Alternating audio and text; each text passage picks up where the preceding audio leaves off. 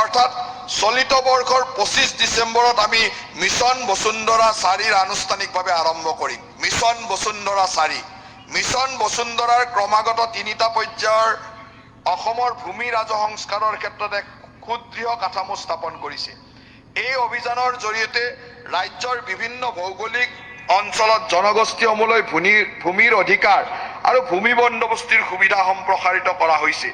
এতিয়ালৈকে 4,53,000 বিঘা ভূমিৰ ওপৰত 3,56,000 অধিক পৰিয়ালক মালিকী স্বত্বৰ অধিকাৰ প্ৰদান কৰা হৈছে, যি অসমৰ ইতিহাসত ভূমিৰ অধিকাৰ প্ৰদান কৰাৰ ক্ষেত্ৰত অন্যতম বৃহৎ পদক্ষেপ হিচাপে পৰিগণিত হৈছে।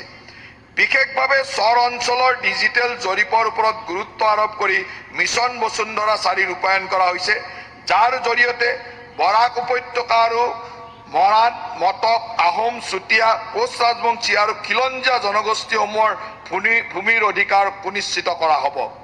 ভূমি সংস্কাৰ অধিক শক্তিশালী কৰাৰ লগতে কমেও 3টা প্ৰজন্মক ধৰি অসমত বাসিন্দা হৈ থকা পৰিয়ালৰ সদস্যসকলকে ভূমিৰ আবণ্টন নিশ্চিত কৰিবলৈ আমাৰ চৰকাৰে বৰ্তমান ব্যৱস্থাক প্ৰয়োজনীয় বিধায়নী আৰু প্ৰশাসনিক সংস্কাৰ সংশোধন কৰিব। আমাৰ চৰকাৰে প্ৰজেক্ট জৰীপ, প্ৰজেক্ট মাটি আৰু প্ৰজেক্ট অসমৰ এই 3টা ৰূপান্তৰকাৰী পদক্ষেপৰ জৰিয়তে মিছন বসুন্ধৰা 4ক গতিশীলতাৰে আগবঢ়াই নিব। এই পদক্ষেপসমূহৰ জৰিয়তে ডিজিটেলভাৱে সংহত ভূমি তথ্যসমূহ, পুঁজি পঞ্জীকৰণ ব্যৱস্থাৰ আধুনিকৰণ আৰু এক ঐক্যবদ্ধ ডিজিটেল ভূমি প্ৰশাসন ব্যৱস্থা গঢ়ি তোলা হ'ব।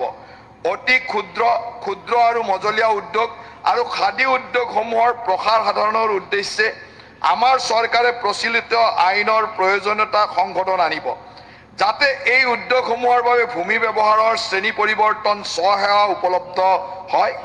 প্ৰদূষণ সৃষ্টি কৰা উদ্যোগসমূহে এই সুবিধাত সম্প্ৰসাৰণ কৰা নহ'ব।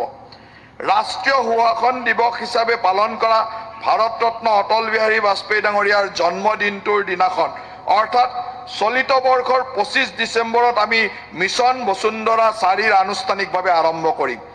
অহা দুমাহত আমি এই পবিত্ৰ সদনৰ লগতে অসমৰ জনসাধাৰণৰ পৰা মতামত আহ্বান কৰিম, যাতে মিছন বসুন্ধৰাৰ পৰৱৰ্তী পৰ্যায়সমূহত ৰূপায়ণৰ সময়ত ৰৈ যোৱা বিষয়সমূহ মূল্যায়ন কৰিব পৰা যায়। এই পৰামৰ্শসমূহে অধিক ফলপ্ৰসূ আৰু বাস্তৱসন্মত মিছন বসুন্ধৰা 4 প্ৰস্তুত কৰাৰ ক্ষেত্ৰত সহায় কৰিব।